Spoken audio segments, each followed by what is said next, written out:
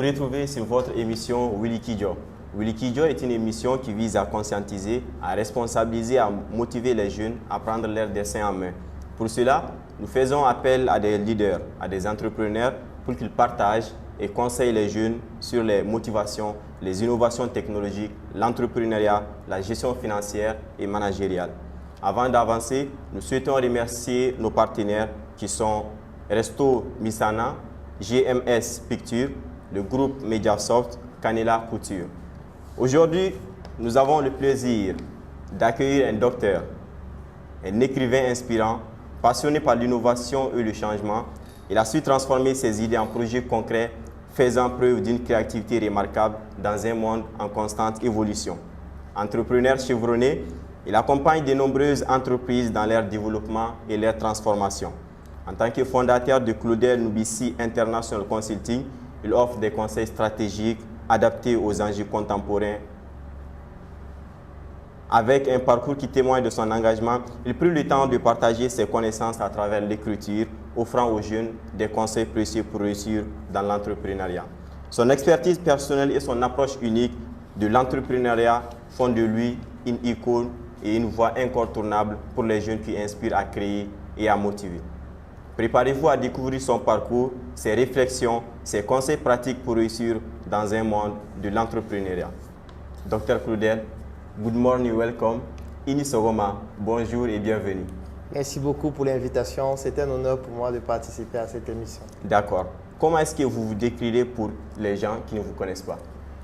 En deux mots, médecin et entrepreneur. Médecin parce que c'est ma formation purement académique. Entrepreneur parce que j'ai eu à initier plusieurs projets qui aujourd'hui sont développés dans plusieurs secteurs d'activité. D'accord. Et parlez-nous un peu de vos débuts en tant qu'entrepreneur. Les débuts en tant qu'entrepreneur, c'est vrai que ça prend en considération beaucoup d'aspects, mais je vais juste prendre les éléments déclencheurs. D'accord. Donc, comme je le disais, je termine mes études de médecine. Nous sommes en 2014. Après mes études de médecine, comme tous les médecins, je travaille dans plusieurs structures hospitalières. Oui. Mais le premier choc se produit lorsque je ne réussis pas à intégrer la fonction publique parce que ça se passe sous concours. Et comme j'avais eu à effectuer mes études dans une faculté privée, dont je n'ai pas réussi le concours. Et voilà, je travaillais dans des structures privées, j'essayais de me débrouiller en effectuant des gardes au quotidien. Et un jour, n'en pouvant plus de fonctionner ainsi, je me suis dit peut-être il faudrait que je lance mon propre projet. J'avais déjà un projet sur lequel je travaillais avec certains collègues qu'on avait appelé SOS Médecins Cameroun. Okay. C'est donc comme ça qu'en utilisant les réseaux sociaux, parce que voilà, sans les réseaux sociaux, cela n'aurait jamais pu être possible. En 2015, je commence à me lancer. Donc c'est comme ça que je commence à effectuer les consultations à domicile, parce que c'était ça le concept du projet. Tout ce qui est médecine en dehors de l'hôpital, c'est ça qu'on appelle la médecine extra-hospitalière. Donc j'avais acheté un sac, j'avais mon stéthoscope, mon tensiomètre, j'allais à domicile effectuer les consultations, j'obtenais les patients sur Internet, plus précisément sur la page Facebook SOS Médecins Cameroun. Ensuite, le projet s'est développé, il y a eu beaucoup d'autres collègues qui ont décidé de rejoindre l'aventure, nous avons développé le projet et c'est comme ça que ça a commencé. D'accord. Au début, quelles étaient les contraintes que vous avez rencontrées dans votre carrière de jeune entrepreneur? Alors, les contraintes sont celles que rencontrent la plupart des entrepreneurs en Afrique francophone, plus spécifiquement au Cameroun, parce que c'est au Cameroun que j'ai commencé. La première contrainte, c'est le fait que tu n'as pas l'expertise pour le faire, parce que quand moi je me lance, je n'ai pas de formation en entrepreneuriat particulièrement. Parce que certaines personnes pensent qu'on peut se lancer juste comme ça, de manière spontanée. Moi, je trouve que non. Entreprendre, c'est difficile. Entreprendre nécessite un certain nombre de compétences qu'il faut pouvoir développer, ce que je n'avais pas, donc ce qui me poussait à commettre beaucoup d'erreurs. La deuxième chose qui me manquait, c'est le financement. Parce que forcément, quand on se lance, on a besoin d'acheter du matériel, on a besoin de communiquer, on a besoin de pouvoir se déployer, de pouvoir prendre un local, et ainsi de suite. C'était assez difficile. Moi, peut-être l'avantage que j'avais au début, c'était celui d'avoir mes parents, plus spécifiquement ma mère, parce que voilà, mon père il ne croyait pas trop au projet. Donc, il n'a pas voulu m'accompagner par rapport à ça. Ma mère a décidé de mettre à ma disposition un capital. Je ne pourrais pas dire qu'il était beaucoup, s'il était petit, ça dépend de comment est-ce qu'on voit le problème. C'était pratiquement 300 000 francs Et puis, ça m'a permis d'acheter le matériel pour commencer au départ. Vous êtes d'accord avec moi qu'à partir d'un certain moment, l'argent finit, il faut continuer. Donc, ça, ce sont les difficultés qu'on rencontre. Pas de formation, pas de capital suffisant pour tenir sur du long terme, pas de collaborateurs fiables avec qui travailler. Au départ, j'étais tout seul. Après, il y a des personnes qui viennent, des personnes qui s'en vont. Et du coup, à un moment donné, on a l'impression de tourner en rond. Ça, c'est l'autre difficulté qu'on rencontre. L'autre difficulté aussi, parfois, c'est l'environnement qui n'est parfois pas propice lorsqu'on est jeune et qu'on entreprend. C'est difficile de collaborer avec les autres qui estiment qu'on n'a pas assez d'expérience, qui estiment qu'il nous faut encore faire nos classes. Les parents aussi, parfois, ont été un obstacle parce qu'ils estimaient qu'avoir un projet aussi vite, l'idéal, c'est de continuer ses études, c'est de voyager même pour aller à l'étranger. Donc, voilà un peu les contraintes que j'ai rencontrées qui m'ont poussé à quitter la maison, à aller vivre seul, pour continuer mes rêves et mes aventures. Ah, d'accord. Et dans tout ça, quel était le rôle qu'a joué votre entourage? J'ai envie de dire que mon entourage, c'est un peu difficile parce que c'est un peu une question philosophique. Je vais expliquer. D'accord. L'entourage ne soutenait pas, de toutes les façons. Mais en même temps, c'était un carburant du fait qu'ils ne soutenaient pas. Parce que comme ils ne soutenaient pas, ça me poussait donc à vouloir leur démontrer que ça fonctionne. Oui. Donc, du coup, j'utilisais un peu le rejet comme une sorte de carburant pour pouvoir, moi, leur démontrer que si vous n'y croyez pas, moi, j'y crois et ça va fonctionner. Donc, l'entourage ne m'a pas soutenu du tout, que ce soit dans la famille, que ce soit des amis, que ce soit des proches. Et c'est lorsqu'on a commencé à avoir un certain type de résultats qui se sont dit, bon, peut-être finalement, il n'est pas fou. Il faudrait peut-être tenir une oreille un peu plus attentive à ce qu'il fait. Donc, l'entourage a été bénéfique dans le sens où, ne croyant pas en ce qu'on faisait, ils nous ont poussés à donner le meilleur. N'est-ce pas? Oui. Oui, nous avons beaucoup d'entrepreneurs sur le continent africain, mais on voit que vous êtes un peu différent des autres. C'est-à-dire, tout ce que vous parvenez à toucher se transforme en or. Mais qu'est-ce qui fait cela? Quel est ce petit truc qui vous différencie également des autres entrepreneurs? Bon, après, ça dépend de ce qu'on appelle l'or. Hein. Moi, j'ai eu à toucher des choses qui se sont transformées en cataclysme, en prison, en mort même. Donc, du coup, ça dépend. Maintenant, je comprends le sens de la question. Oui. C'est de dire que peut-être ce qui a fait notre différence, parce que c'est un empire que nous sommes en train de bâtir avec plusieurs personnes. Je ne peux pas avoir la prétention de le faire seul ou de l'avoir fait seul. Certes, j'ai initié beaucoup de choses, mais j'ai été accompagné par beaucoup de personnes et je continue d'être accompagné par ces personnes que je remercie en passant. Peut-être ce qui fait notre différence, c'est d'être très radical. C'est vrai qu'on est assez radical sur plusieurs sujets. Ça peut être le système éducatif, ça peut être la politique, ça peut être la religion, ça peut être la manière de concevoir les projets. Donc, on est assez radical. Et quand tu es très radical, forcément, tu te fais remarquer. Tout à fait. Parce que tu ne penses pas forcément comme la masse. Donc, du coup, soit on t'aime énormément, soit on te déteste énormément en même temps. Donc, ça, c'est la première chose qui a fait en sorte qu'on se démarque. La deuxième chose, c'est le fait de toujours travailler ensemble. C'est-à-dire que nous sommes dans un contexte où travailler ensemble est conçu comme une grande menace.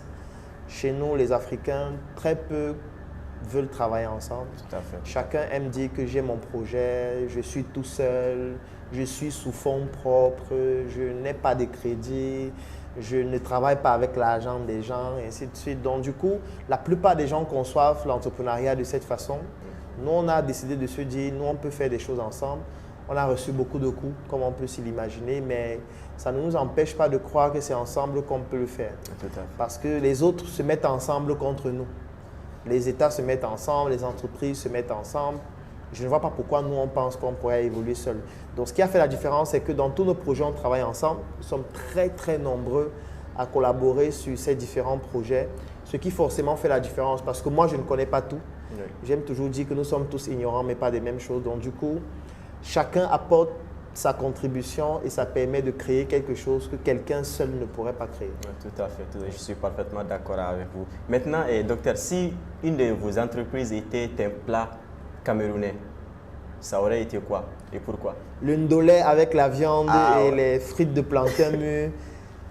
Parce que voilà, ce qu'on fait est agréable à consommer et tout ce qui est agréable est difficile à obtenir aussi. Parce que quand je dis le ndolé avec les plantains mûrs Et la viande, ça veut dire qu'il faut élever, ça veut dire qu'il faut marcher sous le soleil, ça veut dire qu'il faut pouvoir tenir pendant longtemps pour avoir un bœuf de qualité ou alors une viande de qualité. Ça veut dire qu'il faut avoir les compétences pour faire un très bon mets. Ça veut dire que ça s'assimile à la passion, les challenges, les difficultés, tout ça mélangé, ça donne toujours forcément quelque chose d'agréable. Dans le ndolé. Oui, le ndolé. Ah oui. Je vais te faire goûter ça, c'est extraordinaire. D'accord, merci. D'accord, il n'y a pas de souci. Et quelle est l'importance du mentorat dans le domaine de l'entrepreneuriat selon vous? Alors, j'ai un problème avec le mentorat dans sa définition principale, mais dans le principe, oui. Je prends un exemple. Généralement, chez nous, quand on parle de mentor, on parle de quelqu'un voilà, qu'on suit, qui nous inspire, qui a réalisé de grandes choses, qu'on rencontre régulièrement, il nous donne les conseils, il nous donne la voie à suivre, c'est lui qui nous dit comment est-ce qu'on doit se comporter et tout. Moi, je ne crois pas en ça. Tu vois, moi, je ne crois pas en ça. Pourquoi? Parce que je trouve déjà qu'on ne peut pas faire ça gratuitement. Tu vois, parce que parfois chez nous, quand quelqu'un dit « je veux que tu sois mon mentor », c'est une manière de dire que je veux que tu m'accompagnes gratuitement, je veux que tu me formes gratuitement, je veux que tu me partages ton expérience gratuitement. Beaucoup de personnes sont décédées comme ça. Beaucoup de personnes sont entrées dans des cercles ésotériques comme ça. Beaucoup de personnes sont devenues homosexuelles comme ça. Parce que personne ne va t'accompagner gratuitement. En fait. Donc moi, je ne crois pas en ça. Je ne crois pas en quelqu'un qui connaît tout et qui peut te donner des conseils sur tout pour t'orienter dans ce que tu dois faire dans ta vie. Moi, je ne crois pas en ça. Parce que moi, je dis toujours qu'en entrepreneuriat, la réussite, c'est l'exception. Si tout le monde dans cette salle se lance en entrepreneuriat, dans 10 ans, soit nous tous, on aura échoué, soit il y aura peut-être une, deux maximum qui vont pouvoir s'en sortir. Donc, quelqu'un qui a réussi à s'en sortir ne peut pas dire que c'est seulement grâce à son talent, ou grâce à son argent, ou grâce à ses compétences. C'est faux. Tu vois, il y a une dimension spirituelle, il y a une dimension, je veux dire quoi, conjoncturelle, il y a la chance qui intervient, il y a beaucoup de paramètres qui font que tu ne peux pas dire que parce que tu as réussi à faire certaines choses, tu as qualité pour pouvoir devenir le mentor de quelqu'un et lui dire ce que lui doit aussi faire pour réussir. Par contre, on peut partager son expérience dans le but que les gens s'en inspirent, pas pour faire la même chose, mais pour comprendre que c'est possible et qu'ils peuvent pouvoir voir ce que les autres ont fait pour croire qu'eux aussi peuvent faire. Donc, on peut inspirer les autres. Mais ce parcours selon lequel on a quelqu'un qui est notre mentor et on le suit, on fait ce qu'il dit, on fait ce qu'il a fait, moi, je trouve que c'est très dangereux, à mon avis, et je ne peux pas recommander ça à quelqu'un. Maintenant, est-ce qu'on devrait s'inspirer de ce que les autres ont fait pour pouvoir déjà voir que c'est possible et nous aussi avoir la détermination nécessaire pour ne pas commettre les mêmes erreurs et créer notre propre voie? Oui, je pense que c'est la meilleure chose à faire, mais il faut éviter au maximum de dire que tel je le suis, c'est... Sauf si peut-être c'est quelqu'un avec qui vous avez une relation particulière et tout, mais il y a beaucoup de vices. C'est pour ça que j'évite d'avoir ce type de... Je ne veux être le mentor de personne, de toutes les manières. Je n'en ai pas envie.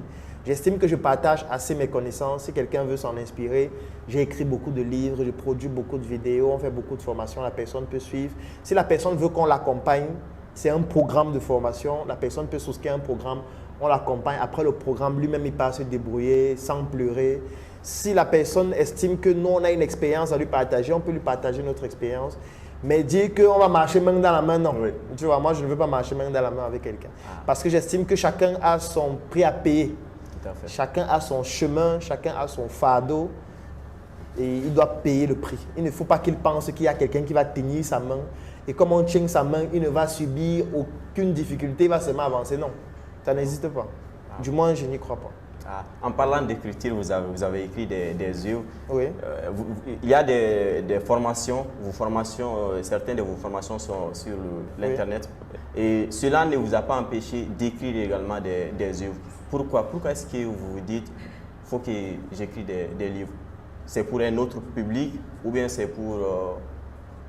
Bon, les livres déjà pour plusieurs raisons. La première raison, c'est parce que aucune vidéo ne remplace un livre.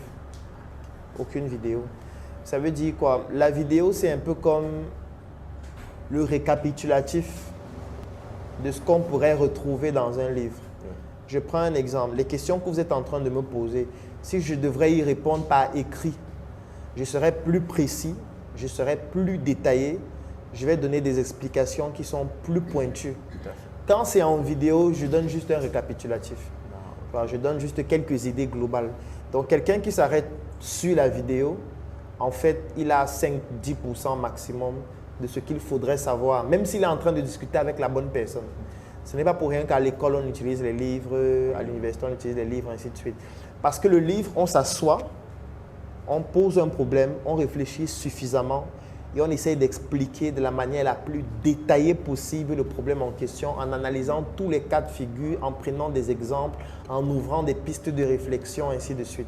Donc, ce qui fait que le livre est toujours plus approfondi qu'une vidéo ou qu'un support sur Internet. Deuxième chose, c'est que le livre permet d'entrer dans le patrimoine intellectuel d'un pays et même d'une nation et même de l'humanité. Oui. Ça veut dire quoi? Aujourd'hui, par exemple, il y a des personnes qui vont soutenir, par exemple, des thèses ou alors des mémoires à l'université, oui, qui vont utiliser, par exemple, certains de mes ouvrages comme référence. Tout à fait. Ça veut dire si quelqu'un veut mener une étude sur l'entrepreneuriat en Afrique, il peut, par exemple, lire l'un de mes ouvrages qui parle d'entrepreneuriat en Afrique pour pouvoir avoir certaines références qu'il va utiliser pour son ouvrage parce qu'il a envie de répondre à une problématique. Donc, mon livre va pouvoir l'aider à pouvoir répondre à cette problématique-là parce que j'ai travaillé dessus, j'ai écrit dessus. Alors que si c'était juste une vidéo, ça ne pouvait pas être aussi approfondi que ce que lui recherche pour pouvoir apporter des solutions complètes. Donc, le livre permet déjà d'entrer dans le patrimoine, le livre permet de devenir immortel, le livre permet de pouvoir expliquer sa pensée de la manière la plus détaillée possible. Et aussi, le livre permet, si on veut aller sur le côté purement économique, de gagner de l'argent. Ah, ok, d'accord. Oui. Ça se voit que vous êtes très bien habillé. Merci et beaucoup. La marque qui est dessus, c'est SN. Oui. SM. SM, c'est l'abréviation de Sur Mesure. Sur Mesure. Parlez-nous un peu de cette marque. Alors, Sur Mesure, c'est une marque que nous créons en 2016. Pourquoi est-ce qu'on crée la marque? C'est une conséquence d'un problème qu'on rencontre. 2016, c'est la période durant laquelle nous lançons un projet qui s'appelle la Startup Academy. Okay. C'est un projet qui est basé sur ce qu'on appelle un trépied idéologique. Trépied, ça signifie 3 choses. On sensibilise les jeunes sur tout ce qui a trait à l'entrepreneuriat. On forme les jeunes pour leur donner des compétences pratiques afin de pouvoir se lancer, leur présenter des opportunités et on investit dans des projets. Donc voilà les 3 éléments du trépied de la Startup Academy. Donc pour commencer dans ce trépied, on a commencé par la sensibilisation et ça se faisait par des conférences. Donc durant les conférences, on les organisait 2 fois par mois dans les villes de Yaoundé et de Douala, sont les 2 principales villes du Cameroun. Et étant donné qu'au départ j'étais seul et je drainais beaucoup de personnes durant ces conférences-là, je me rendais compte qu'il y a des personnes qui étaient intéressées par les tenues que je portais. Parce que quand j'organisais une conférence, je rencontrais toujours un couturier, je lui demandais de me réaliser une tenue. Et puis, ceux qui participaient aux conférences étaient intéressés par les tenues. Donc, me rendant compte que c'est intéressant, je leur ai donc fait comprendre que, voilà, vous pouvez commander cette tenue. Et quand je rencontrais le couturier, je lui ai dit donc d'écrire dessus sur mesure. Sur mesure parce que c'est une manière de dire qu'on conçoit le vêtement en fonction de tes préférences, qui prennent en considération tes mesures, ton métier, l'objectif que tu vas atteindre avec la tenue, ainsi de suite. Et on avait ajouté dessus by Claudel Numbi. C'est comme pour dire que c'était sur mesure, fait par moi. Donc c'est comme ça que c'était écrit sur les tenues au départ. On abrégeait CGN, qui sont les initiales de mon nom. Et les gens commandaient dans les tenues au début. Ça donnait quand même de l'argent parce que quand tu as une conférence où il y a plus de 100 personnes, à la fin, tu as peut-être 5 ou 6 qui décident d'avancer de l'argent pour une tenue. Une tenue sur laquelle tu auras peut-être des marges de 5 000 à 10 000 par tenue. Ça n'a l'air de rien, mais je trouvais ça quand même intéressant puisque ça nous permettait de gagner de l'argent en plus des entrées de la conférence. Donc, on s'est donc dit, voilà, on va commencer à créer la marque comme ça. Après les autres conférences, les gens demandaient, est-ce qu'on fait des tenues pour les femmes? On a cherché des stylistes, femmes et couturiers qui pouvaient le faire, puisque moi, je ne sais pas coudre. Donc, je travaillais avec des personnes qui savent le faire. Et c'est comme ça qu'on a commencé à diversifier. D'autres personnes demandaient, est-ce que vous faites des chaussures? Est-ce que vous faites des sacs? Après un jour, je me suis dit, mais attends, étant donné que le besoin il est important, pourquoi ne pas en faire une marque? Donc, c'est donc comme ça qu'on a donc commencé à collaborer avec des designers, des créateurs, des stylistes, des modélistes qui créaient des collections. Et on s'est dit, on va réunir donc plusieurs expertises et développer la marque. Et comme Sur Mesure by Claudel Numbi, c'était très long, on a donc décidé de réunir ça en 2 mots, S et M. C'est pour ça que vous allez toujours voir, que ce soit sur les tenues, sur les chaussures comme celle que je porte, c'est aussi une chaussure que nous fabriquons et beaucoup d'autres articles, les sacs et tout. On a créé cette marque qui se déploie au fur et à mesure. D'accord. Et qu'en est-il du projet de la valorisation des maillots locaux? qu'en est-il? Alors ça, c'était un très bon projet parce que récemment, nous avons eu l'information selon laquelle l'équipe nationale du Cameroun, qu'on appelle les Lions Indomptables du Cameroun, ont rompu leur contrat avec leur équipementier. Et ils ont donc effectué ce qu'on appelle un appel d'offres afin de pouvoir trouver un nouvel équipementier pour la sélection nationale. Nous, on a trouvé que c'était une très belle opportunité de montrer notre expertise. Et du coup, nous avons soumissionné en présentant notre dossier par rapport à ce projet. La première chose qu'on a voulu démontrer à travers cet axe, c'était de montrer que les Africains doivent apprendre à oser. Je ne vois pas trop pourquoi on devrait continuer de porter des marques étrangères dans nos sélections nationales. Je ne vois pas trop l'intérêt. Tu vois, moi, je prends un exemple. Supposons que le Mali est qualifié pour la Coupe du Monde. Le Mali arrive en Coupe du Monde. La Coupe du Monde, c'est l'un des événements les plus médiatisés au monde, suivi par des milliards de personnes. Le Mali doit jouer contre, je sais pas, le Brésil dans sa poule. Et ce jour-là, tous les médias sont braqués sur le match. Les joueurs maliens entrent au stade et tous sont en Puma. Moi, ça me gêne en fait. Ça me gêne énormément. Parce qu'il y a tellement de stylistes au Mali. Il y a tellement de grandes personnes au Mali capables d'habiller les joueurs maliens. Il y a tellement de Maliens qui peuvent se mettre ensemble pour le faire. Ça n'a rien de miraculeux. Le but était aussi de montrer ça. Que ce que les autres font, nous, on peut le faire. Il n'y a rien de magique dans la création d'un maillot. Le maillot, c'est rien du tout. Vraiment. Tu vois, c'est rien du tout.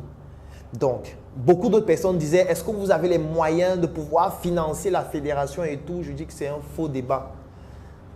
C'est le projet qui fait l'argent, ce n'est pas le contraire. Nous, on développe cette marque depuis pratiquement 10 ans. On a déjà eu à réaliser un certain nombre de choses. On a les équipes pour pouvoir le faire. On a des partenaires avec lesquels nous travaillons, y compris sur le plan financier, pour pouvoir réussir à réaliser cette prouesse si l'opportunité nous était donnée de pouvoir le faire. Donc, le débat, il n'est pas à ce niveau. C'est déjà un débat sur le plan de démontrer notre autonomie, de montrer que nous ne sommes plus des esclaves. On va continuer à laisser les autres nous habiller. Le short nous dépasse. Nous aussi, les chaussettes. Non, on ne peut pas faire les chaussettes pour porter nous-mêmes pour notre match. Bien sûr, bien sûr. À un moment donné, il faut qu'on arrête d'être des idiots. Moi, je refuse d'être un idiot, tu vois. Si on considère que les Africains sont les idiots, moi, je refuse et je sors du jeu vidéo là. Moi, je sors de ce jeu et je ne joue plus à ça. Donc, c'est une manière de démontrer que nous, on a tous les moyens nécessaires, toute l'intelligence nécessaire, tout l'accompagnement de partenaires financiers nécessaires, capables de nous accompagner à braver ce challenge. Et même si on ne réussit pas, ce serait une fierté de dire que, OK, peut-être on n'a pas encore votre niveau, mais c'est notre jour 0, jour 1, jour 2. Un jour, on aura le même niveau que vous. Pour pouvoir atteindre votre niveau, vous avez commencé quelque part. Donnez-nous aussi l'opportunité de pouvoir le faire. Les jeunes doivent être audacieux. Nous sommes donc audacieux et on veut habiller les sélections nationales. On ne va pas s'arrêter au Cameroun. Certainement, nous allons faire une proposition au Mali. On va faire une proposition dans tous les 54 pays africains. Il y a au moins un pays qui va accepter. Et si aucun n'accepte, on va faire les maillots de tous les pays. Et on va vendre ces maillots à travers le monde. Peut-être pas avec les effigies des pays en question. Par exemple, aujourd'hui, je suis habillé en SM avec les couleurs du Mali. Ce n'est pas interdit. Pas du tout. Pourquoi on ne ferait pas ça avec les maillots et vendre? On va le faire. Donc, qu'ils acceptent ou pas, on va vendre des maillots. Tu vois? S'ils acceptent, c'est bien. S'ils n'acceptent pas, ils vont faire avec nous. C'est obligé. C'est ça en fait qu'on veut démontrer. Il y a cette audace, il y a cette capacité à oser. Et il y a aussi le fait qu'on doit arrêter d'être infantilisé par les autres. On ne peut pas en 2024 continuer de porter la marque des autres. Ça n'a aucun sens. Ça n'a aucun sens, alors que nous, on peut le faire. Donc nous, c'est ce qu'on a décidé de faire, de démontrer que nous avons les capacités d'y arriver. Les gens n'y croient pas, mais j'ai envie de dire, même quand nos soldats révolutionnaires combattaient dans la forêt, les Occidentaux, personne n'y croyait. Ils n'avaient pas les chars de guerre, ils n'avaient pas la bombe nucléaire, mais ils croyaient en leur détermination, en leur capacité de pouvoir réaliser l'inédit. Et c'est ce en quoi nous croyons aussi. Et monsieur Dr Claudel, quel serait le conseil que vous pouvez donner aux jeunes qui nous suivent aujourd'hui? Déjà, si je devrais donner un conseil aux jeunes dans un premier temps, c'est d'oser. Après avoir osé, c'est d'être résilient. Parce que quand vous allez oser, ça sera très difficile. Vous allez recevoir énormément de coups. Moi, je dis toujours que plus on monte et plus le vent souffle fort. Qu'est-ce que je mets dans le vent ici? Je mets les difficultés, je mets les challenges. Donc, vous devez être résilient. ne pas pleurer et toujours continuer de croire en ses rêves. D'accord. Dans une de vos vidéos, vous dites on ne pleure pas. En entrepreneur, lorsqu'on tente sa chance et qu'on tombe, doit-on pleurer ou se lever et continuer? D'abord, tout le monde s'en fout que tu pleures. Donc, puisque tout le monde s'en fout, ça veut dire que pleurer, ça ne change rien du tout. Quand je dis qu'on ne pleure pas, ça veut dire quoi? Ça veut dire que tu peux aller chez toi, tu fermes la porte, tu te rassures qu'il n'y a personne, tu prends un seau, tu pleures seul à la maison. Quand tu as fini de pleurer, tu verses le seau là, tu te laves, tu t'habilles bien et tu continues d'aller batailler dehors. Parce que si tu pleures dehors, personne n'écoute, tout le monde s'en fout. Tu vois, moi j'ai grandi dans un quartier difficile où quand tu pleurais dans la rue, on te fouettait plus. Puisqu'on ne pleure pas dans la rue. Tu vois, un homme, ce n'est pas une mauviette. Quand tu pleures dans la rue, tu es en train de montrer que tu es une mauviette. Tu peux pleurer à la maison, tu peux te cacher pour pleurer, mais tu dois continuer de te battre et être résilient. Tu t'imagines si Goïta pleurait? Il se place à la télé, les caméramans s'installent, les journalistes sont là. Et qu'on a pleuré, non, le Mali s'ouvre, le Mali. On va lui dire de partir. Oui. Parce qu'aucune personne ne voudrait voir notre leader en train de pleurer. Tu vois? Est-ce que ça veut dire que quand il est seul à la maison, il ne pleure pas? Moi, je ne sais pas. Oui. Mais je suis sûr que parfois, il ressent les difficultés. Il se dit, c'est pas évident, mais on va continuer de se battre jusqu'à la mort. C'est ce que tout le monde devrait avoir comme idéologie, comme mindset. Sinon, personne n'est sensible à tes pleurs, personne. D'accord, il n'y a pas de souci. Merci beaucoup, Dr. Claudel. C'était un plaisir d'avoir accepté notre invitation. Merci beaucoup. À la prochaine. À la prochaine. Et merci de nous avoir suivis. On se retrouve à la prochaine. Merci.